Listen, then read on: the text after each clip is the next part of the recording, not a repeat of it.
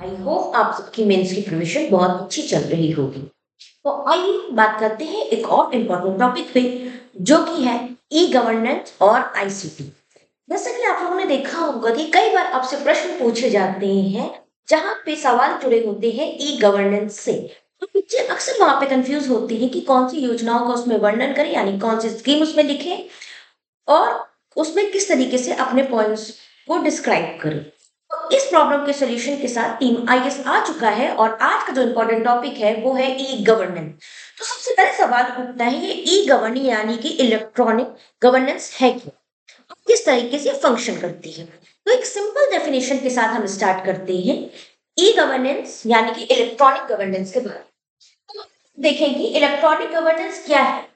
तो पहले मैं सिंपल डेफिनेशन पढ़ती हूँ, फिर मैं आपको एक्सप्लेन करूंगी कि क्या होता है। The e-governance refer to the use of the digital technologies and information systems to enhance efficiency, transparency, accountability, and accessibility of the government service and process. Same चीज आपकी हिंदी में भी दी हुई है। कहने का क्या मतलब है, ई गवर्नेंस क्या है। ई गवर्नेंस है यूज ऑफ डिजिटल टेक्नोलॉजी। आजकल आप देखते होंगे कि कई सारी सरकारी एप्स हैं जिसकी मदद से आप क्या करते हैं, इंफॉर्मेशन इजिली प्राप्त कर सकते हैं, आप अपना काम इजिली आप कर सकते हैं। ये सब क्या है, ये पार्ट ऑफ ई गवर्नेंस है। Is that clear.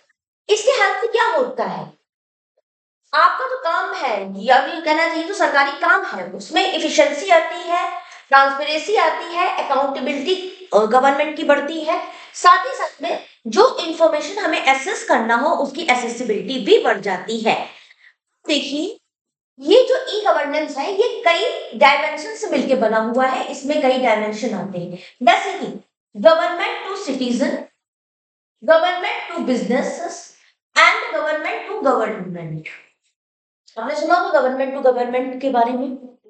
तो जब भी आप ऐसे किसी क्वेश्चन का आंसर दीजिए, डेफिनेशन के साथ आप इन आयामों को भी लिखेंगे। अब ये है कि अगर आपके पास टाइम है, स्पेस है, तो आप इन सबको अलग डिफाइन कर सकते हैं, नहीं इतना लिख के भी आप आगे बढ़ सकते हैं। क्लियर। आई होप कि ई गवर्नेंस क्या है ये क्लियर हो गया होगा। बात करते हैं आईसीटी की। तो आईसीटी इंफ्रास्ट्रक्चर फाउंडेशन होता है किसी भी ई गवर्नेंस सिस्टम का। तो एक डाटा देखेंगे जहां पे हम कंपेयर करेंगे बिहार और इंडिया का, जाए टेली डेंसिटी की, तो किसकी आपको बेहतर लग रही है। आप सिर्फ डाटा देखिए, यहाँ पे क्या है, करीबन 56 मान लेते हैं, 55.59 को हम 56 मानते हैं। वहीं पे इंडिया का क्या है, ऑलमोस्ट 86%। ठीक है। वहीं पे इंटरनल डेंसिटी की बात की जाए तो यहाँ पे 42.1 है, जबकि ऑल इंडिया लेवल की अगर बात की जाए तो 68.19 है। लेकिन पंचायत ऑन द बोर्ड क्या है, परसेंटेज पे 100% है, जबकि यहाँ पे सिर्फ क्या है, ऑल इंडिया लेवल पे 95.1% है। यानी कि अगर बात की जाए पंचायत ऑन द बोर्ड की, तो बिहार परफॉर्मेंस पूरे इंडिया लेवल से क्या है, बेहतर है। आप ऐसे डाटा का जब आप इस्तेमाल करते हैं एग्जाम में, तो आपको से क्या होगा कि अच्छे मार्क्स मिलेंगे ना। Infrastructure foundation for the e governance. मान लीजिए कि आपका ऐसे का टॉपिक इस तरह से आ जाता है कि ICT infrastructure the foundation for the e governance. आप आईसीटी के बारे में लिखेंगे, ई गवर्नेंस के बारे में लिखेंगे, लेकिन इसके सपोर्ट करने के लिए आपको एग्जाम्पल की जरूरत पड़ेगी। क्लियर। क्योंकि जब आप एग्जाम्पल लिखते हैं तो आपको बेहतरीन मार्क्स मिलते हैं ना। एग्जाम्पल पे हम बात करते हैं, पहला एग्जाम्पल जो हम लोग लेंगे वो है Bihar state data centre and DR यानी कि डिजास्टर रिकवरी। तो ये क्या है, ये फैसिलिटी है तो आपकी बिहार गवर्नमेंट की यानी कि स्टेट गवर्नमेंट क्या करने के लिए, तो प्रोवाइड आपको करने के लिए efficient, secure and reliable data services cross इस डिपार्टमेंट टू द सिटीजन। देखिए बिहार स्टेट में क्या होता है, जैसे अगर सेंटर में मिनिस्ट्री होती है, वैसे बिहार में क्या होते हैं, कई सारे डिपार्टमेंट्स होते हैं। इस डिपार्टमेंट से आपको सही तरीके से इंफॉर्मेशन मिले कि फैसिलिटी सिटीजन तक पहुंचे। इसके लिए क्या है, Bihar state data centre and disaster relief sorry recovery पाई जाती है। क्लियर ना? आप इसमें नेक्स्ट में यूज देख लीजिए। मैं पेन का कलर चेंज कर देती हूँ। बासवान 2.0 फुल फॉर्म होगा इसका Bihar state wide area network. अब ये क्या है, नेटवर्किंग है, यानी कि एक नेटवर्क है जिसका पर्पस क्या है, इसका पर्पस है कि जितने भी गवर्नमेंट आपके डिपार्टमेंट्स हैं, जितने भी आपके ऑफिसेस हैं अंडर गवर्नमेंट, स्टेट गवर्नमेंट, वहां पे क्या हो, अनइंटरप्टेड वॉइस वीडियो और डाटा कनेक्टिविटी सर्विस बनी रहे। क्लियर? जितने भी बिहार के अंदर सरकारी ऑफिसेस हैं वहां पे क्या हो, हाई स्पीड डाटा चलता रहे, इंटरनेट चलता रहे। क्लियर? ना नेक्स्ट बात करते हैं तो सेक्रेटरीट लोकल एरिया नेटवर्क का क्या पर्पस है। इसका पर्पस है इनहैंस करना और स्ट्रेंथन करना existing secretariat network that serve as a backbone for the communication throughout the secretariat and other important government building in Patna. Patna में रहने वाले वासी इस बारे में जानते होंगे कि सेक्रेटरीट जो है आपका वो कितनी इंपॉर्टेंट बिल्डिंग है, कितना इंपॉर्टेंट ऑफिस है और किस तरीके से वो बाकी ऑफिसों के साथ कनेक्ट करता है। वहां पे जो नेटवर्क होना चाहिए वो भी स्ट्रांग होना चाहिए ताकि क्या है, कनेक्टिविटी डिफरेंट डिपार्टमेंट्स के बीच में, डिफरेंट ऑफिस के बीच में बिहार सरकार की बनी रहे। इसके अलावा अगर हम लोग बात करते हैं तो बिहार आधार ऑथेंटिकेशन फ्रेमवर्क नाम से ही क्लियर हो रहा है, इसका कुछ तो लेना देना आधार से होगा ही। तो देखिए आधार के साथ क्या करेगा, ये एम्ब्रेला फ्रेमवर्क है आपका जो कि इनेबल करेगा all Aadhaar based transaction in the state and help in identification and authentication of the beneficiary electronically in a safe and Swift manner. Clear? ये आपके कुछ एग्जांपल हो गए कि जहां पे आईसीटी का इस्तेमाल हो रहा है ई गवर्नेंस में। किस तरह से आईसीटी आपका फाउंडेशन हुआ है ई गवर्नेंस का।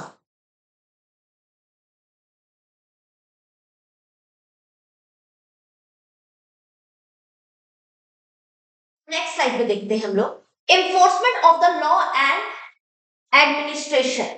तो अगर इन्फोर्समेंट की बात की जाए, किसी कानून को लागू करवाने की बात की जाए, तो इसमें क्या है, आर्टिफिशियल इंटेलिजेंस का आपने यूज सुना होगा, साइबर सिक्योरिटी का इस्तेमाल सुना होगा, इंटरनेट ऑफ द थिंग्स का इस्तेमाल सुना होगा और डिफरेंट आपकी जो टेक्नोलॉजी है उसका उपयोग क्या हो रहा है, क्राइम को ट्रैक करने के लिए हो रहा है, लॉ और ऑर्डर को और मेंटेन करने के लिए हो रहा है।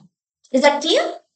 तो वही बात आपके पॉइंट कहते हैं कि स्टेट गवर्नमेंट जो है आपका, यानी कि बिहार स्टेट गवर्नमेंट है, वो आर्टिफिशियल इंटेलिजेंस यानी कि एआई का इस्तेमाल कर रहा है, इंटरनेट ऑफ द थिंग्स का इस्तेमाल कर रहा है, साइबर सिक्योरिटी का इस्तेमाल कर रहा है।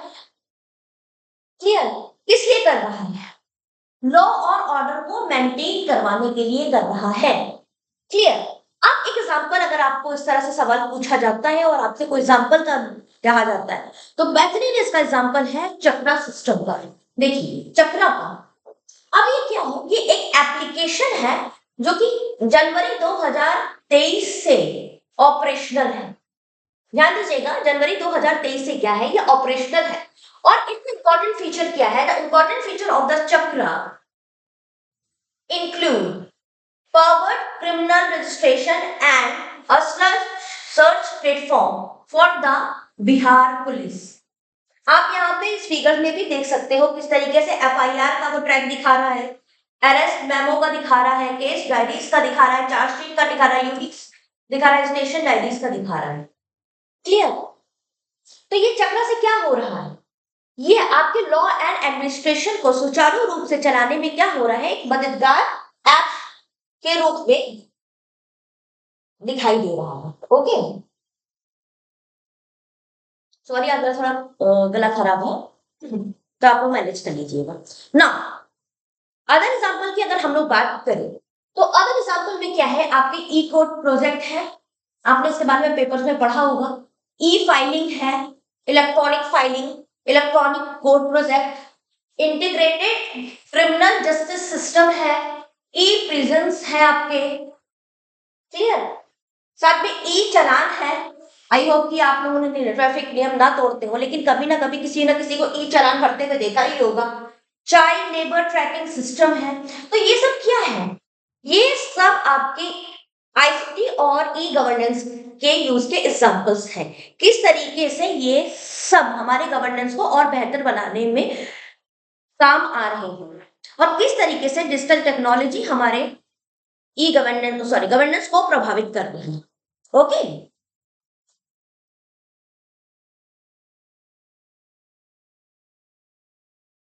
नाउ बात करते हैं ई साक्ष्य पोर्टल की।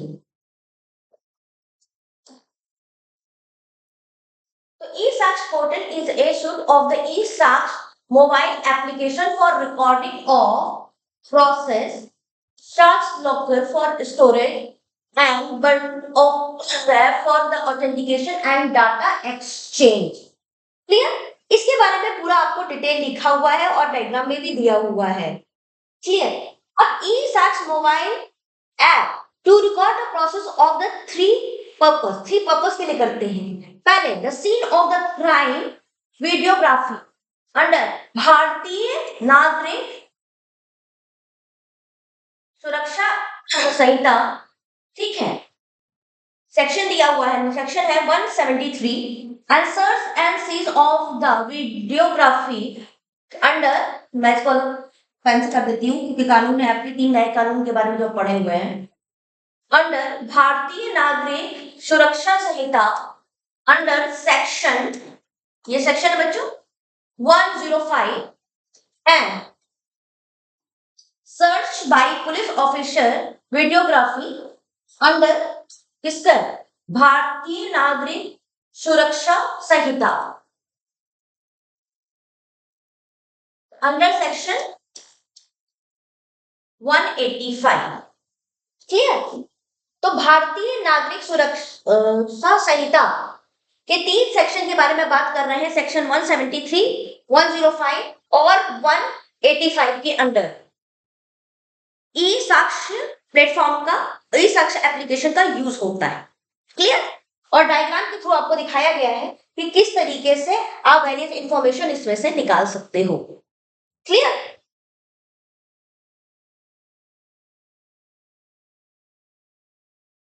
नाउ ई ऑफिस की बात करते हैं हम लोग। तो देखिए ई ऑफिस से भी हम लोग कई सारी इंफॉर्मेशन निकाल सकते हैं, जैसे ई फाइलिंग हो गई, यहाँ पे फाइल क्रिएटेड हो गई, रिसिप्ट कितने हैं, टोटल यूजर कितने हैं, डिस्ट्रिक्ट एंड डिवीजन कमिश्नरी ऑफिस में कितने हैं, मतलब आप देख सकते हो कि वेल इंफॉर्मेशन किस तरीके से निकाली जा सकती है। और ये गवर्नमेंट ऑफ बिहार के साइट से निकाली गई information. It is clear? Now next पे आते हैं हम लोग। नेक्स्ट बात करते हैं ई ग्राम स्वराज की। ग्राम समझ रहे हैं, गांव से रिलेटेड है, यहाँ पे आप देख सकते हैं progress and reporting, geo tagging of asset, finance and accounting, panchayat profile, action plan creation and activity output. ये सिर्फ एग्जांपल है किस तरीके से आप इसका इस्तेमाल करके आप वेरियस इंफॉर्मेशन क्या है पा सकते हैं। और ये सब पार्ट किसका है? ये सब पार्ट है आपके ई गवर्नेंस यानी कि इलेक्ट्रॉनिक गवर्नेंस का। अब बात करते हैं नेक्स्ट इसकी, जो कि है इसका इस्तेमाल एग्रीकल्चर और एलाइड सेक्शन में। जैसे बिहान ऐप का आप इस्तेमाल देख सकते हो, आप DBT to the farmer, direct benefit transfer to the farmer में इसका इस्तेमाल देख सकते हो, और direct benefit transfer under the Bihar Rajya Fasal सहायता योजना में इसका एक अच्छा खासा इस्तेमाल हो रहा है और आपके सामने डाटा प्रेजेंट है। क्लियर? मैं चाहती हूँ इस वीडियो को शॉर्ट रखना ताकि आपको मैक्सिमम फायदा मिल सके। आप जब भी इस तरह के वीडियो देखो, आप जिसमें आपको स्क्रीन के बताया जाता हो, कोई मिशन हो या कोई इंपॉर्टेंट डाटा हो, आप उसका स्क्रीनशॉट लेके रख लिया करो। इसलिए मैं कभी कभी स्क्रीन से पीछे हट भी जाती ताकि आप स्क्रीनशॉट ले लो। अब बात करते हैं ease of the public service delivery system की। तो अगर आप बात करें तो एजुकेशन में ई गवर्नेंस का आप इस्तेमाल देख रहे हो। आप डिजिटल हेल्थ योजना में यानी कि हेल्थ में आप देख रहे हो कि मुख्यमंत्री डिजिटल हेल्थ योजना में किस तरह से यूज किया जा रहा है भव्य का, जिसका फुल फॉर्म है बिहार हेल्थ एप्लीकेशन विजनरी योजना फॉर ऑल। ठीक है, ये वन स्टॉप डिजिटल प्लेटफॉर्म है जो कि आपको सपोर्ट करेगा everyday function at the government. या फिर पोर्शन ट्रैकर की बात की जाए तो बच्चों कभी कभी क्या होता है कि बहुत स्पेसिफिकली वो पूछ लेते हैं कि ई गवर्नेंस का क्या गुण है आपके सोशल सेक्टर्स में। तो सोशल सेक्टर में एजुकेशन भी आता है, आपका हेल्थ भी आता है, और इस तरीके से जब आप एग्जांपल देते हैं तो आपका एक बेहतरीन नंबर भी आता है। ठीक है, बात करते हैं Bihar right to the public service act 2011 की। तो Bihar right public grievance redressal act 2015 की और Bihar government service grievance redressal system की। तो ये सब क्या है, ये सब एक्ट है जिसमें क्या है रिड्रेसल यानी कि रिलीफ प्रोवाइड की जाती है सिटीजन्स को।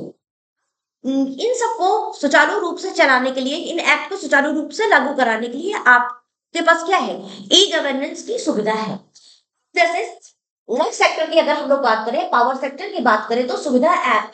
अगर आप बिहार में हैं और आपके घर में क्या है स्मार्ट मीटर है तो आपके साथ में क्या है सुविधा ऐप भी आपने डाउनलोड कर रखी होगी। और उससे क्या होता है आप अपने इलेक्ट्रिसिटी बिल पे करते हैं, साथ ही साथ में क्या है आप कितना इलेक्ट्रिसिटी पर डे कंज्यूम कर रहे हैं वो देखते हैं। इमरजेंसी ई सर्विस, ठीक है, जैसे इमरजेंसी के समय कौन कौन से आपको ई गवर्नमेंट सर्विस मिलती है। तो पहली है disaster management tracking and alert या Bihar E system for flood and irrigation quick response app का नाम लिख लीजिए।